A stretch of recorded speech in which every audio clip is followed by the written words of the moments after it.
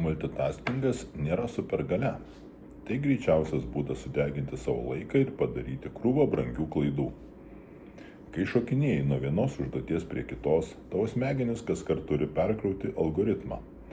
Rezultatas – projektų terminai vėluoja, kokybė krenta, o tu jautiesi mirtinai pavargęs, nors realiai nieko neužbaigiai.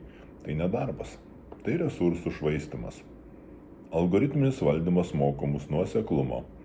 Kiekvienas procesas turi turėti savo pradžią, eigą ir pabaigą. Naudodami Drakon schemas, mes matome kritinį kelią. Kol nebaigtas vienas sprendimo blokas, mes nešokame į kitą.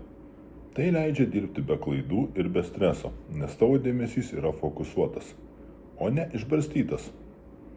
Išlaisvinkite save nuo poreikio būti visur vienu metu. Leiskite algoritmui valdyti eigą, o jūs valdykite rezultatą.